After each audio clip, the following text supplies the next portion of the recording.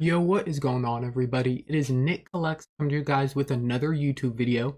And in this video, I'm going to be starting up a new series here on my channel called Buy, Hold, or Sell. In this series, I'm going to kind of be breaking down my opinion on the current prospect market and what my opinion on the prices of these current minor leaguers Bowman Chrome autograph cards are. But without further ado, let's get straight into this video. Okay, so before we actually get into the video and the person that we are going to be going over in this video, I want to just sort of talk about how I'm going to be breaking down this series and sort of the three different aspects I'm going to be focusing on. The first aspect I'm going to kind of be focusing on is stats. I underline stats because I personally think it's the most important. I think that stats are the best way to tell a prospect's capabilities. Obviously, there are outliers. There are people who in A-ball will suck and then get called up to Double-A and all of a sudden start hitting 300 with 20 home runs. I mean, you really never know with these prospects because they can grow and develop and gain power and all these different things. But stats are always, in my opinion, the best indicator of what a prospect's future value looks like. Okay, the next thing I'm going to be talking about is the physical and the scouting. So the physical being, the prospects build, their height, weight, if they can remain at a position, if they can grow into raw power, if they just have a good baseball build. And then the scouting aspect of it is going to be what the scouts give these minor leaguers. So, for example, Jason Dominguez was very highly rated by scouts. And still is. He's just someone who came to mind because I know he was really highly rated by scouts. And then the third thing that I'm taking into account is, their prices and then their collectability. Their prices are, what you can buy the Bowman Chrome autographs for. And then collectability is, do they come from, number one, a good fan base, like a good team. The difference versus playing in a big market team like the Yankees versus like the Colorado Rockies or Arizona Diamondbacks, just an example of two that came to my head. And then also the position they play is very important to collectability, as people want to chase a center fielder and a shortstop a lot more than they do a first baseman and a catcher. That's just sort of how it's always been in Bowman and in baseball cards in general. So this is kind of how I'm going to be breaking down this series and what I'm going to be going off of whenever I come to the determination of either buy, sell, or hold. Okay, so the player that we're going to be talking about in this video is Jackson Merrill. Just a little overview of Jackson Merrill. He is a 20-year-old player in High A. He is for the San Diego Padres organization. He currently is playing shortstop, and I think he has the frame to stick there, but we'll talk about that a little bit later. I already mentioned the Padres org. He was a late first-round draft pick in 2021, and he came straight out of high school, which is a good thing age-wise. That means he's young, has time to develop in the minors. As I said, he's 20 years old, but he's 20 years old in like 18 days. I just looked it up. I mean, he just turned 20, so he's still, very young for a developing prospect, and he's roughly 6'3" and 200 pounds, which is on the taller end for a shortstop, but that's overall a very solid build for a baseball player. Now the next thing, stats. Stats are, again, in my opinion, the most important aspect of evaluating these players. As you know, someone like Christian Santana, who is one of the highest rated people out of, I think he was out of the Dominican Republic. I think he was out of the Dominican Republic. I could be getting that wrong, though. It could have been out of Venezuela. But anyway, he was like the highest rated guy of the 2020 international class. And then he right now is 19 in A-ball, hitting like .098 or something. Atrocious. So that's why stats are very important. So these are Jackson Merrill's stats. Just a small breakdown of them. He has his age 18, 19, and 20 seasons. Of course, his age 20 season just started. He only has, 90 plate appearances. And these stats, I did take a screenshot of them before. He had another two-hit game with a home run, I believe, last night. And he's currently playing right now. So take them with a little bit of a grain of salt because they may change a little bit, but this gives you a rough idea of his stats. His first 2 seasons in the league, his first season again was very, very small sample size in the complex league. His next season was a lot more. You're able to gather a lot more from his 2022 season, where he had about 250 plate appearances. And he looked really, really good between complex league and A ball. The big things that jumped out to me were his K percentage straight off the bat. I think his strikeout rate looks phenomenal. That's one of the most important things that I look at. But just running down his stats, he had, it looks like he has 8 home runs total, about 50 runs. Not a lot of, data to go off of, if I'm just being honest. What jumps out at me is good K percentage, good BABIP, which is really important, which is batting average on balls in play, which is kind of tells you how hard a prospect's hitting the ball, and if whenever they make contact, they get a hit. So this means that he's hitting, averaging out these numbers, maybe like 370 whenever he puts bat on the ball, which is really, really good. He's struggling this year, but I personally think that's just small sample size and getting adjusted to high A pitching. His WOBO is really good for all these years except for this year, and he had a good WRC plus. And those are really the biggest stats that jumped out to me. Now I broke the stats down a little bit more in depthly, and these were my key takeaways from them. Again, I mentioned a very elite strikeout percentage, which is for young prospects. I think plate discipline, besides raw power, I think plate discipline is the most important thing for them. It's very hard to go from someone who strikes out 35% of the time to someone who strikes out at a 15% clip. Obviously, I'm sure it's happened before, but it's not very common for a prospect to be able to change their approach that much and still be successful. Low BABIP, and that's just this year, which is showing that he could have some bad luck. As I mentioned, higher BABIP usually translates to hitting balls hard, but it can mean all sorts of stuff. It's a very rough metric, but this year in his 90 at bats, he has a really, really low BABIP, which is kind of saying he's probably getting unlucky with some of the balls that he's hitting, getting hits stolen from him, etc. I'm still adjusting to high A pitching, as I kind of already talked about. He's having a slow start. Overall, very solid career numbers. He does need to continue developing his in-game power, which is probably, in my opinion, the biggest if with Jackson Merrill. He's shown he has a great hit tool, but if he does not show his in-game power, it's going to be very tough for him to gain much traction in the hobby outside of what he already has. And then the next thing I wanted to point out is that, again, he doesn't have a massive sample size.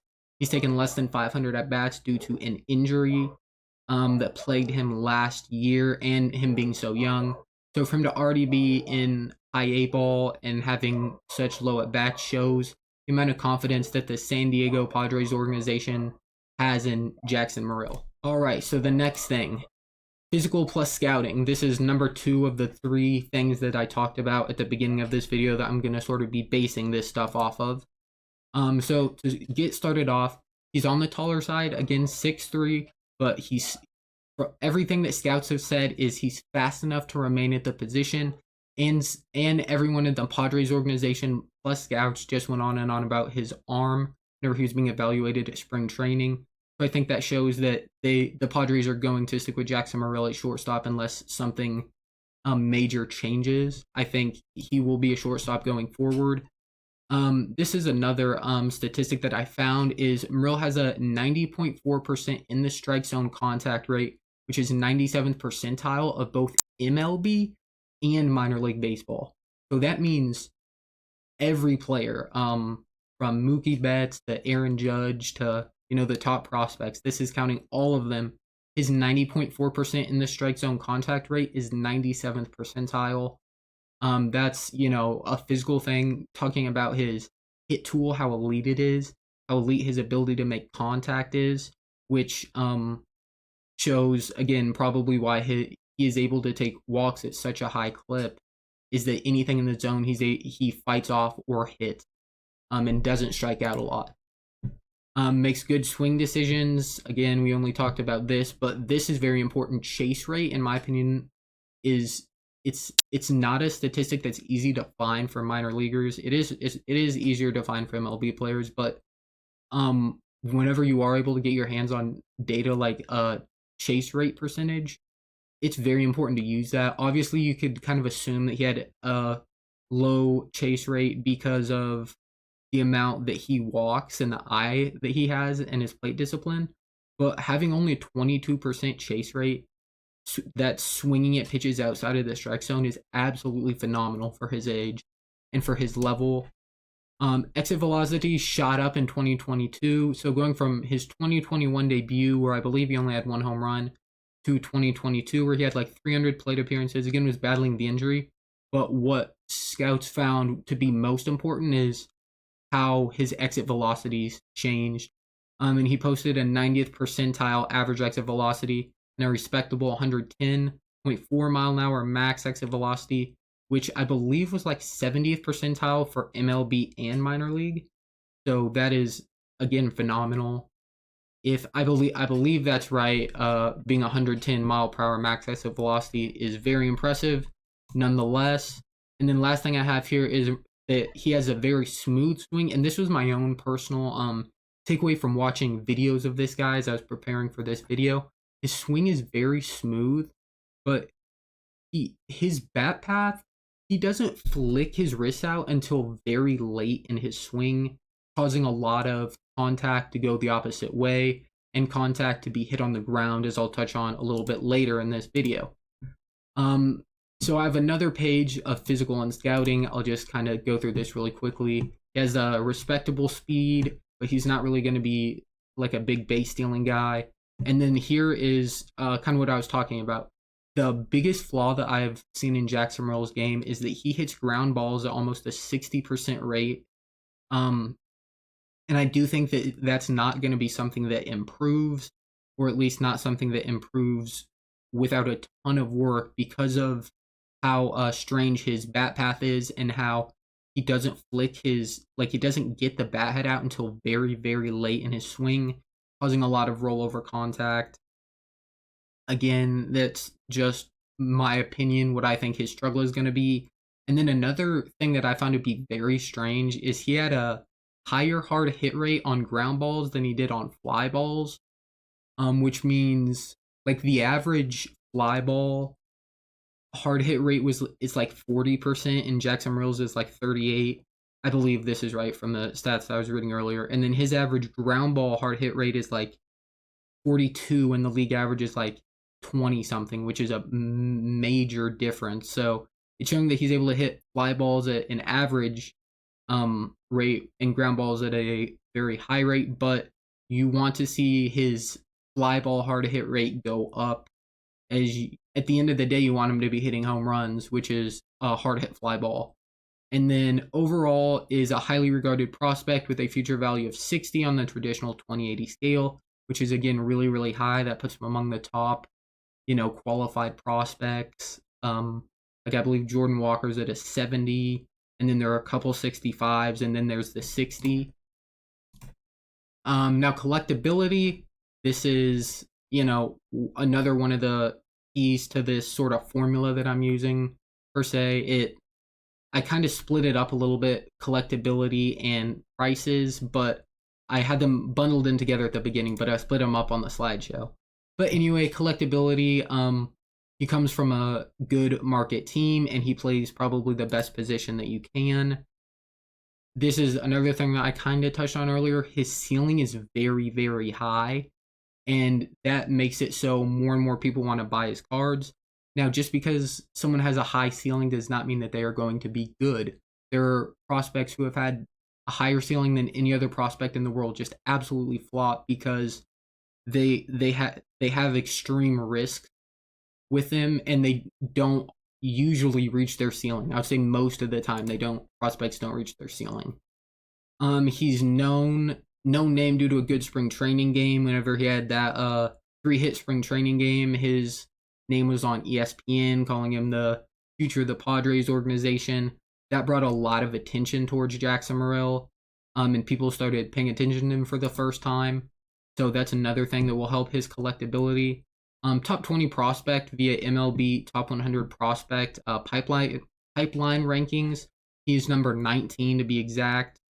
Again, just another way that his name is out there. And then he's also the Padres' top prospect as they traded away all their other top guys for Juan Soto. Now going into his card prices. Yeah, I'm just gonna give my opinion here. It is a weird situation because he does not necessarily have a Bowman first auto. So I'm gonna be talking about the first autograph that he has in a Bowman Chrome set. Typically whenever players don't have a Bowman first auto, their like first autograph carries like between 90 and 95% of the weight that it would have if it would have had the first logo, which I thought was high. I figured it would be way less than, but after doing some research, it's typically about 90 to 95%. They sell at 90 to 95% of what a card that would have had a Bowman first logo on it would sell for, and they sell for a ton more than just like the base Bowman first without autograph. So we're going to be looking at his first autograph, which came out in 2022 Bowman Chrome. His base auto prices are fairly reasonably priced at between $30 and $40. He doesn't have a true blue, which a true blue is out of 150. It's a very popular parallel in Bowman. In my opinion, it is the most sought after color because it's one that, you know, a lot of people can afford when compared to gold and orange. But it's like the refractor and then blue are the first two that people can afford, that most people can afford anyway. So his true gold auto prices are between $800 and $900, and this is high. I chalk this up to being because he doesn't have a true blue, so that makes his gold auto prices a little bit higher than they usually would be. On this slide, I am going to be comparing his stats to a prospect that I believe to be similar, and this isn't necessarily a knock at Merrill or praise of the other guy. I just sort of wanted to lay out these guys' stats so that the next slide will be a little bit less confusing. So this is the player that I am talking about, Adel Amador. His name's kind of hard to pronounce. I believe it's Adel Amador. But this is Adel Amador. They're the exact same age. Both just turned 20. And they have both played the exact same levels. So I think they're a fairly even comparison. Looking at it, Adel Amador walks at a higher rate and does strike out less frequently, which again is the thing that I look for most in prospects. It's not totally fair because Adel Amador has, 800 plate appearances when compared to Merrill's like half of that, 400 to 500.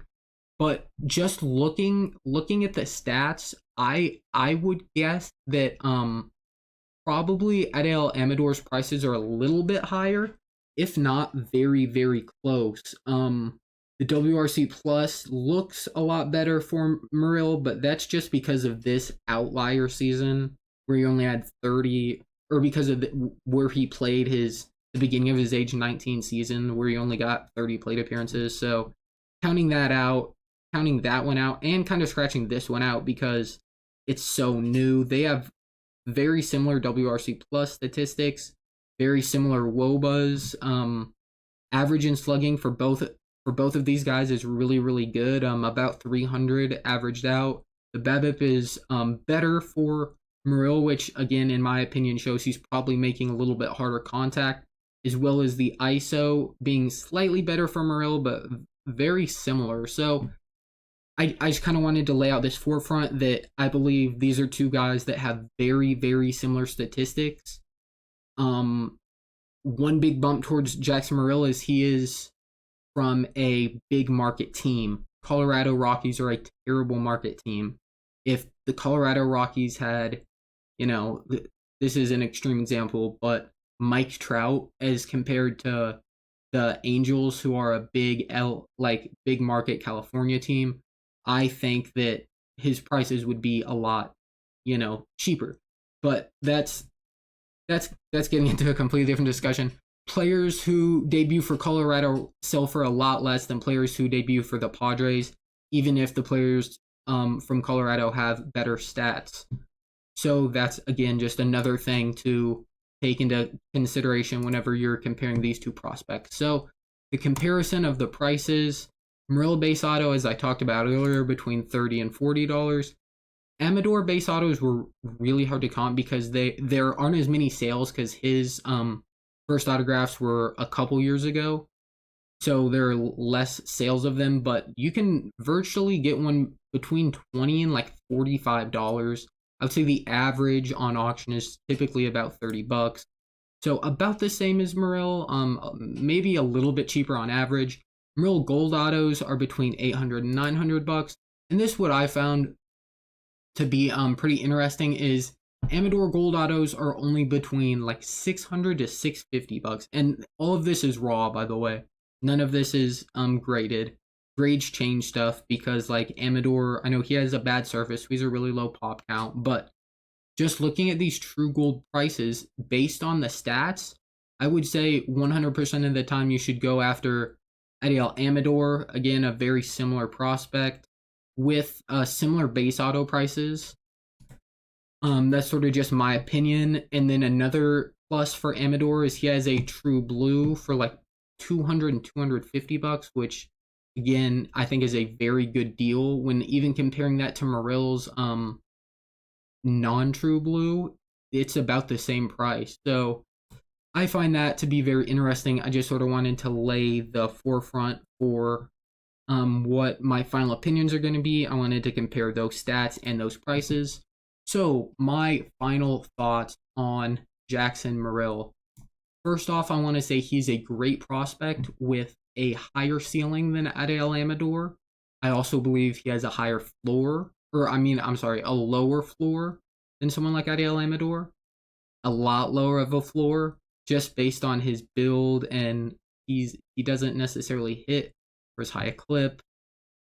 But again, his ceiling is just through the moon. If he can develop power and keep his speed, I mean, he could be one of the best prospects in baseball, as he's already top 20. But I do think his prices are slightly inflated when compared to other prospects. I think that is because, number one, he's seen in the top 20 MLB pipeline rankings. Number two, he's the number one prospect in a big organization, the San Diego Padres. And number three, his name got very known during spring training, which isn't a bad thing, but it does cause a lot more people to know about Jackson Merrill and a lot more people to want to, buy his cards because they saw him play in a spring training game. And then my very final thoughts are I would avoid buying Jackson Merrill right now. I think if you have some of his cards, I think selling is fine, and I also think holding is fine if you believe in him. Again, I said earlier, I believe in Jackson Merrill. I have some Jackson Merrill cards. So this is kind of, going against my own beliefs.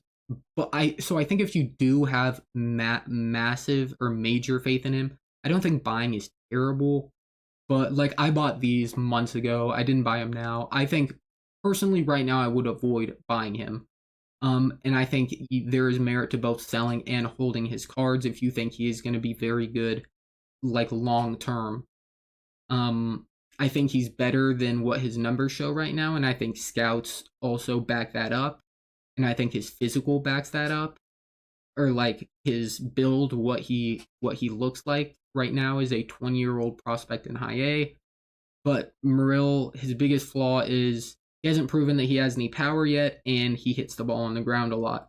Again, this is kind of going against my own thinking. I think you guys should be able to see this. I have a Jackson Merrill PSA 10 gold mini diamond. I have a blue choice is what it's called. So I have Jackson Merrill cards. I like him a lot, but I don't think he is right now the best value buy that there is in Bowman. I think you can find a lot better ways to spend money if you are looking to yeah, just buy prospects in general. Again, please don't hate on me too much for this. This is just my own opinion. I hope I taught you something new about Jackson Merrill in this video, or you learn, something that you didn't know.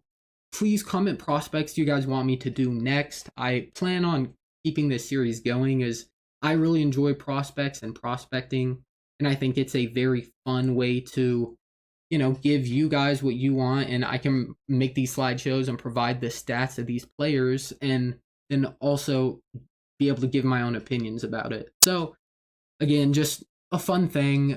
Thank you guys for watching. Let me know prospects you guys want to see, and I'm out. Peace.